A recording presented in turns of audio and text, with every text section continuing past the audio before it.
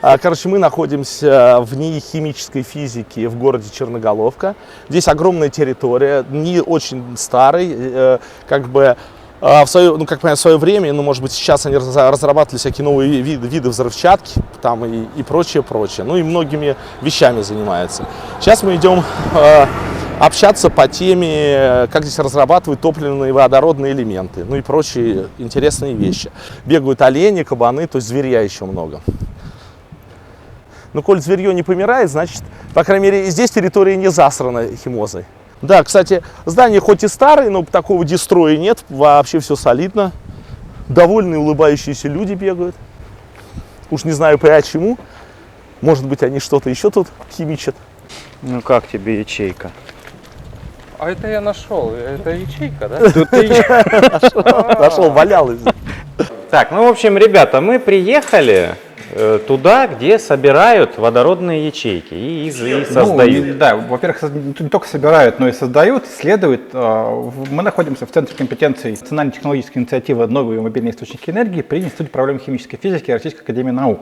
Существуют ли еще такие центры, или вы единственные, где создают водородные элементы?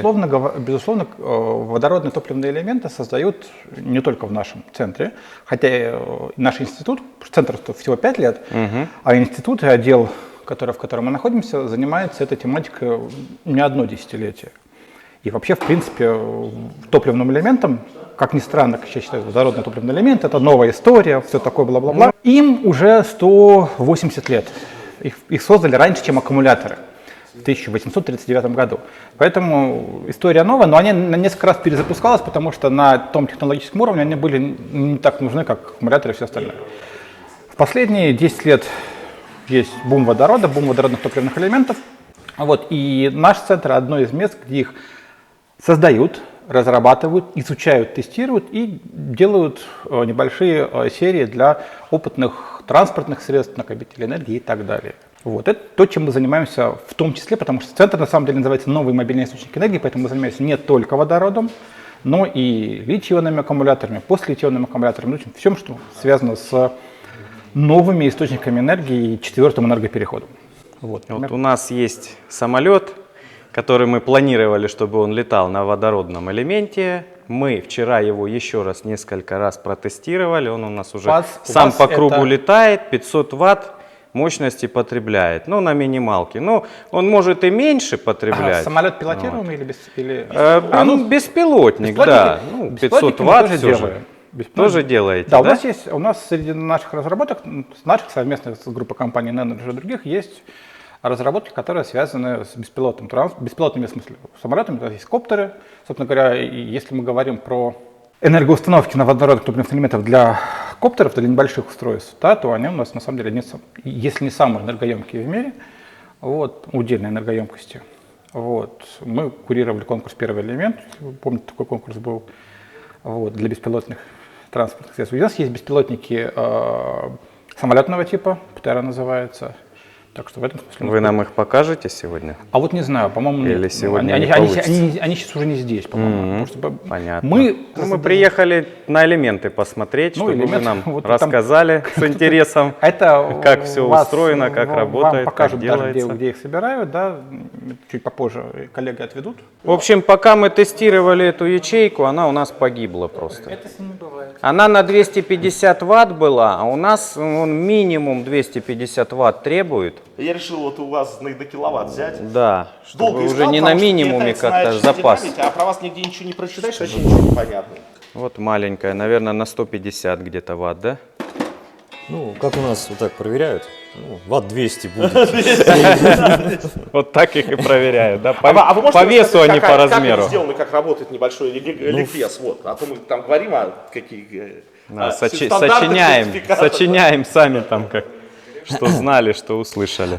Топливный элемент сам по себе это такой электрохимический источник тока, который позволяет преобразовывать химическую энергию топлива в электрическую энергию с очень высоким КПД. То есть, если рассматривать какой-нибудь нам привычный генератор на двигателе внутреннего сгорания, то это будет процесс через стадию сжигание топлива, которое будет переводить в тепловую энергию, эта тепловая энергия будет переходить в механическую энергию, на каждом этапе будут потери. Вот. А в топливном элементе у нас напрямую химическая энергия преобразуется в электрическую.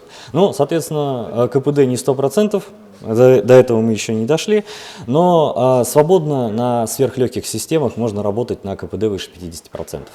То есть половина энергии топлива будет уходить в полезную электрическую энергию. А электрическая энергия уже достаточно легко преобразуется в другие виды энергии, это уже всем известно.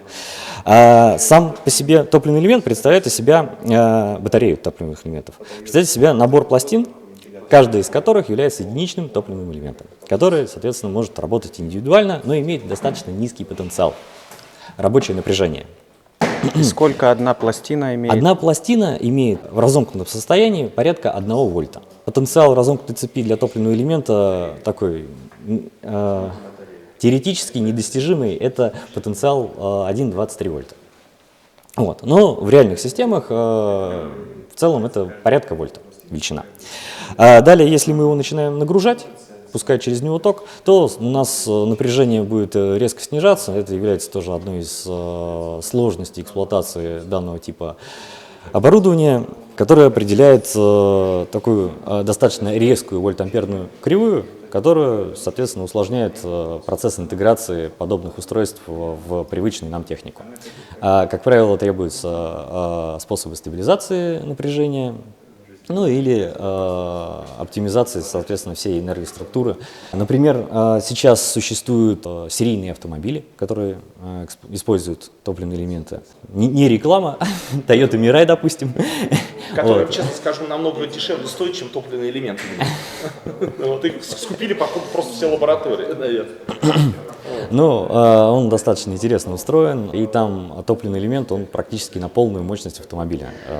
Это не как экстендер пробега, какое-то небольшое устройство, которое, в принципе, также достаточно давно эксплуатируется. Как гибриды, да, добавляет, да, что-то убавляет, рекуперирует, а именно что-то типа полностью. Гибрида. Но у нас обе энергоустановки, точнее, оба энергоресурса, это производит электричество. То есть у нас электричество в аккумуляторе и электричество из топливного элемента. Только заправка баллонов для топливного элемента процесс гораздо более быстрый, чем зарядка электроавтомобиля. Соответственно, в этом есть некие положительные стороны эксплуатации. Также у нас часть энергии уходит в тепло. Ну, вот те самые 50%, да, в тепло или если там говорить как? про такой здоровый топливный элемент, который используется в Toyota, то там КПД значительно выше. Там уже до колеса 63% доходит. Ничего то есть со всеми себе. потерями. Да, там все очень эффективно построено, и весь смысл в том, что как раз топливный элемент высокой мощности.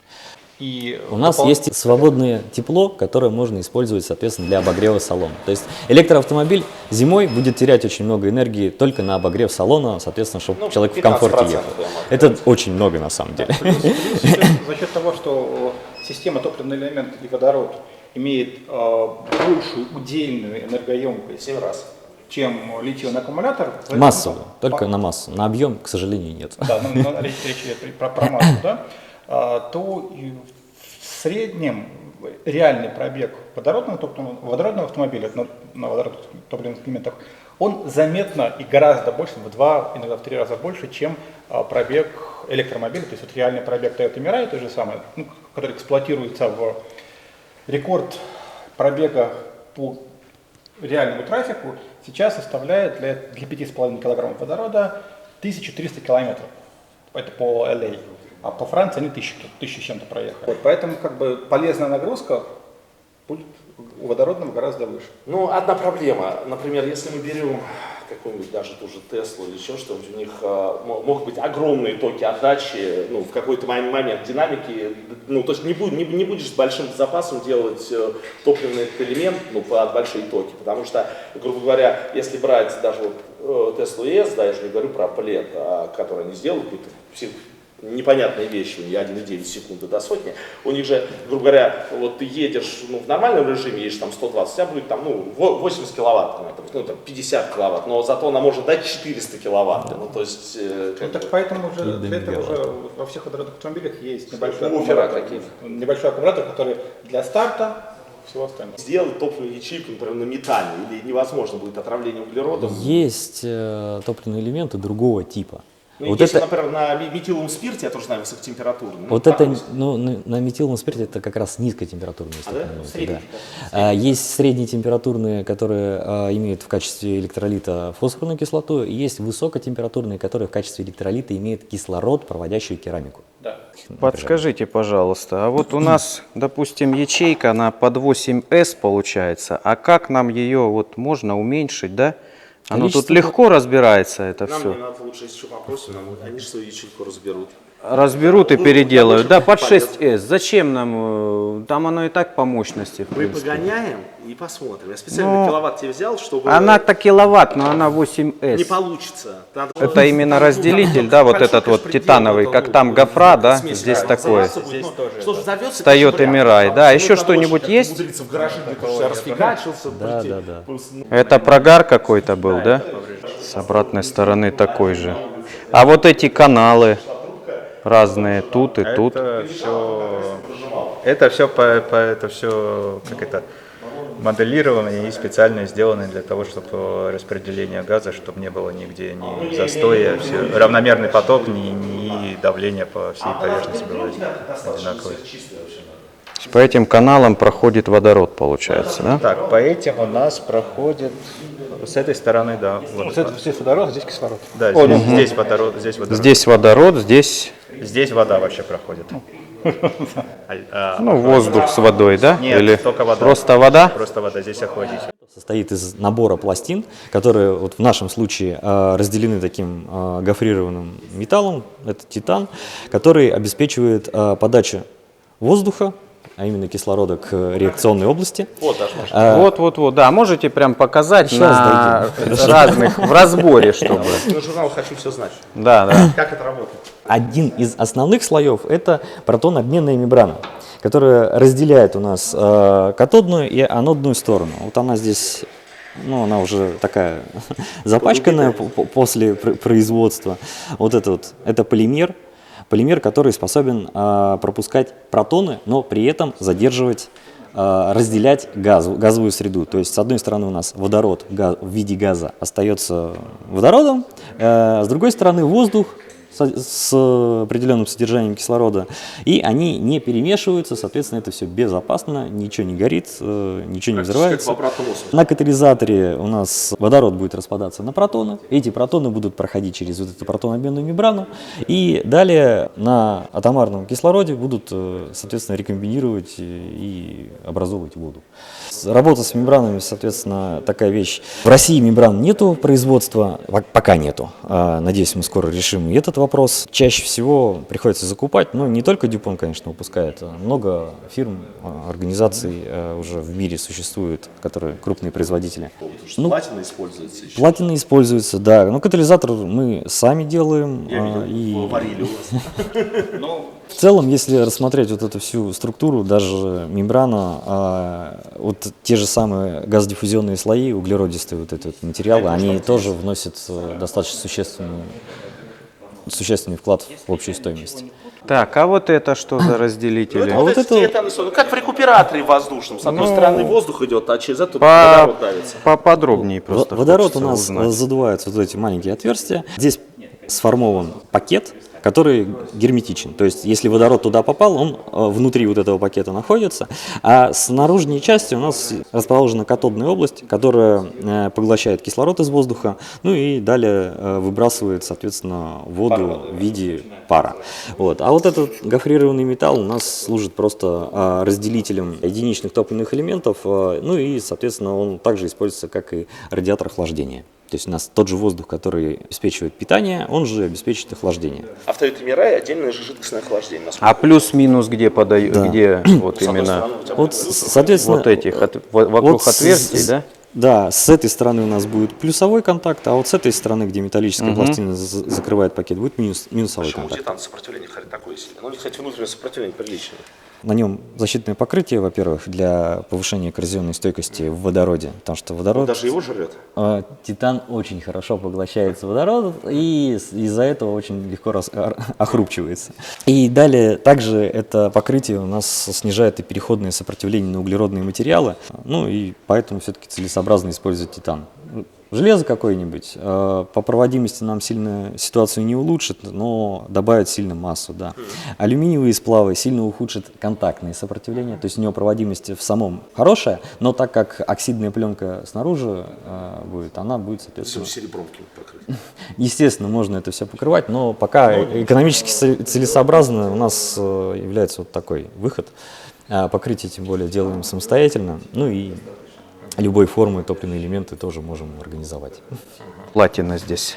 Вот там. Платина здесь практически ее не видно. Она вот под этим серым слоем есть еще чуть более черный слой. Это платина, нанесенная на углеродный носитель. Все понятно теперь. Платина там наноразмерная, ее очень мало. Вообще, хотя само по себе, где оно? А там? сколько, интересно, граммуль-то есть в этом? Это вот эта штука разорванная, да? И внутри слои такие. Ну, вот в этом не наберется. Нет. Нет, в этом не наберется грамма. Это что мы делаем? Это сломанный топливный элемент, который ты запорол. Я. Он у меня работал. А ты его запорол. Ну, ты его начал запарывать, Нет, я не закончил. было этого. Я закончил просто. Вот. И он это... Он уже 250 ватт не выдавал. Там 180. Человек скажет, кто виноват. Сейчас мы выясним. А то там столько в комментах писали. Все пропало. Мы так ждали. В комментах до сих пор спрашивают, ждут. Дырка. Да? Дырка? Как механическая? Короче, он прогорел. К нему Прогорел. образовалась дырка. А что сделать можно при почине? Можно Удалить в данном лишнее, случае да? только удалить этот А, ну, у вас оставим потом. Вообще, жалко вы выкинуть, пригодится. Посмотрите, как братья-китайцы там насобирали. Ну, вот эта установка для чего? Испытываете? А если сильно много, например, охлаждения, как она сказывается? Пострадает мощность, да? Разобрали? Ну и как тут? Пациент не очень, да? В чем ее косяки? Например, датчик стоит по верху, он должен, по идее, внутрь, у него температура не очень неадекватно будет показывать. Будет заниженная показывать. Так он вообще, получается, вентилятор дует. вентилятор Не, вентилятор туда, да. Я не угадал. Ну, он так вот был малость отодвинут, вот так. Ну а вот пайка там, вот это все более-менее. Ну, по виду, да, только вот не знаю, зачем брать такой, тут не такие большие. Хотя здесь стоки должны быть большие, у него вот эти вот пока. Ну, не, тут как-то не больше 10 ампер, я там лампочки на ней запускал. Вот на лампочках она и умерла. А для нее вот еще хотел На спросить, лампочках она и может умереть. резкого она не любит, да? Вот, Надо видишь плавно как. подавать нагрузку. Вот эти лампочки. Дим, пойду скажу ему. Так, только сигареты не используем. Это вот заправочная станция. Я собрал 6 кубов в час, он может давать. Вот, друзья, это машина, в которой, собственно, и производится водород. Данный электролизер произведен компанией Поликом, тоже наши черноголовские. Он обеспечивает производительность 6 кубов в час чистейшего водорода. Сколько девяток? Девяток получается очень много. Единственная примесь, которая здесь есть, это вода. Причем здесь отбирается, высушивается, и точка росы выходная порядка минус 80 градусов. То есть водород очень чистый. Как она работает? Из магистрального водопровода поступает вода на водоочистку, фильтр обратно-осмотический очищает воду, она поступает во внутренний отсек, и оттуда, там точнее, она циркулирует через ионобменник, который еще больше очищает эту воду, и далее поступает в 3 электролизных блока, которые обеспечивают общую производительность 6 кубов в час. Соответственно, водород, который выходит, копится под давлением до 40 бар, а кислород выходит в воздух. Идем смотреть линию по производству литий-ионов.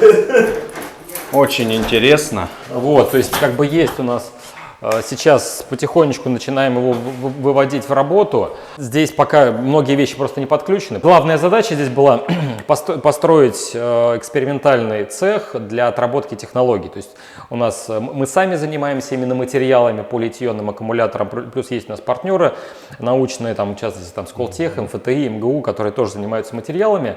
И главная проблема, ну, как большинство ученых, и вообще то, что касается науки, то, что каждый разрабатывает свой материал, а потом этот материал не тестируется в каких-то серийных, хотя бы мелкосерийных изделиях. Вот. И мы для себя поставили задачу сделать линию, где можно было бы тестировать материалы там, свои наших партнеров, изготавливать какие-то опытные образцы. То есть у вас тут и тестирование, и планируете производство. Да. То есть вот мелкосерийное. Мелкосерийные аккумуляторов типа вот формата 18650, ну да, довольно стандартные вещи. И еще паучи. Сейчас пока у нас оснастка под один тип под один тип размер у нас есть оснасточка, но в принципе сейчас заказываем еще под разные типы размеры. У нас технически оборудование может там от маленьких паучей делать, условно, емкостью там порядка там 2-3 ампер-часов до где-то 40 ампер-часов паучи, вот такие мы сможем делать. Наша задача здесь, то есть, чтобы мы взяли новый материал, выпустили на нем, к примеру, там десяток, 2, 3, там сотню аккумуляторов, передали заказчику и потенциальному заказчику, кто эту технологию будет внедрять. Вот они их протестировали, говорят, да, нас устраивает, мы им, соответственно, передаем технологию там по лицензионным каким-то договорам. Можно от вас услышать рассказ, вот, как вообще технологически по цепочке происходит весь процесс? Вот каждый аппарат, как он работает. Здесь пока бардачок немножко. То есть, да, я бардачка здесь не вижу на самом деле. Вот это в этом плане бардачок. Ну это не важно. Линия еще ж не налажена. Вот оно все в целлофане. Давайте хотя бы. Первое — это смешение электродных масс. Соответственно, это проводится на вот этих двух станках. Отдельно электродная масса для анода, отдельно для катода. Это фактически миксер какой-то. Да, это вакуумный миксер, по сути. То есть довольно, опять же, стандартное оборудование. Далее, после смешения мы можем перегрузить смешанный материал, то есть эту электродную массу такую в виде пасты перегружаем вот в эти емкости, и в этих емкостях мы уже дальше катим к следующему оборудованию. Такая же пневматическая мешалка есть. Вот. Соответственно, оно там постоянно перемешивается, чтобы не произошло разделение. И далее мы это подключаем вот к этому станку. Это фольга. Дальше осуществляется нанесение материала вот этой пасты уже на фольгу. Это уже будущий электрод литий-ионного аккумулятора. Соответственно, после нанесения он попадает в печку, сушится, и дальше уже наматываются уже готовые электроды, которые мы дальше сможем использовать в нашем оборудовании. Следующий этап, после того, как мы получили наш электрод, нанесенный на фольгу, его нужно прокатать на вальцах для того, чтобы уменьшить пористость электродов, уменьшить их толщину. А после этого уже идет развилка. Мы можем использовать целый ряд станков в зависимости от того, какие у нас используются аккумуляторы. Там под паучи одна система, под цилиндры другая. Дальше мы, соответственно, под разные задачи используем разное оборудование, нарезаем уже электроды, нанесенные на фольги. Также там нам нужно нарезать сепараторы, упаковочный материал. То есть это все нарезается, штампуется. Вот, и здесь вот уже упаковывается в зависимости от того, какой тип размер. Здесь у нас упаковка под пауч, там упаковка под цилиндры 18650, да. Но в принципе под цилиндры правильнее говорить, потому что сейчас у нас оснастка под 18650, но нам никто не запрещает использовать оснастку там 14500 есть, там, и максимальный размер, который мы можем делать, это 21, по-моему, 800. Это уже сварка, да, наверное? Да, здесь у нас есть контактная сварка, ультразвуковая сварка. Соответственно, это уже сварка электродов. То есть, допустим, когда мы говорим про пауч, такой пауч, у нас на самом деле там довольно большая стопка электродов, и нам вот эти электроды нужно друг с другом сваривать, и, соответственно, для этого используется вот аппарат ультразвуковой сварки, вот, а точечная сварка чаще используется для крышечки подпаять, там, собрать в батарею, то есть вот в таком формате. Вальцы вот эти вот. Это нарезка, то есть, смотрите, видите, здесь... это не вальцы, это нарезка. Да, это уже... Вот эта фольга с нанесенным электролитом. просто там. вот вы загружаете, и она нарезается вот этими острыми краями условно. Да, я уже понял. Вот, а вот этот вот. Это здесь тоже станок, это уже станок штабилирования упаковки, то есть здесь у нас электрод, там анод, катод, они упаковываются вместе с сепаратором, нарезаются, и получается уже такая стопка из компонентов аккумулятора. Ну и здесь главная задача, на самом деле, вот эта вся укладка должна быть довольно точная. А здесь, собственно, что получается? Подаются рулоны, они сразу поджимаются и вырубаются в одном и том же месте. И аноды, катод, и сепаратор. И мы сразу получаем в нужный размер два электрода плюс сепаратор. И это потом здесь укладывается, и дальше мы можем это использовать там для изготовления паучей.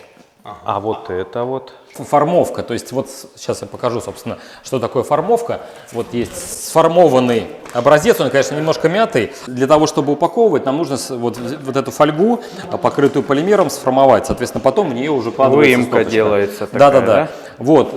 И, соответственно, потом это после формовки еще ламинируется вот на следующем станке. Угу. А это что-то еще не подключено. Это да? чиллер, щит какой-то. это чиллер просто. Чиллер, да? Да.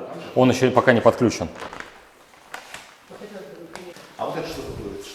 Это здесь, поскольку в литий-ионных аккумуляторах электролиты очень активные, то есть там смесь карбонатов органических, там пропилен-карбонат, этилен-карбонат, если интересно, формулу можно будет нарисовать. Вот. С целым рядом добавок, сейчас там обычно компонентов, чуть ли не десяток компонентов в электролите для того, чтобы там улучшить температурный диапазон, там, стабильность, безопасность, большое количество. Дюжи неприятная вещь. Да, и поэтому этот перчаточный бокс заполнен аргоном, и все работы, которые будут с жидким электролитом, они будут вот в этой камере. То есть... Вот. Ладно, Ладно, спасибо большое за экскурсию. спасибо. До свидания. Спасибо большое, хорошая экскурсия была. Давай, все. до свидания. Пока. До свидания, пока. Что там дальше? Все, пошла.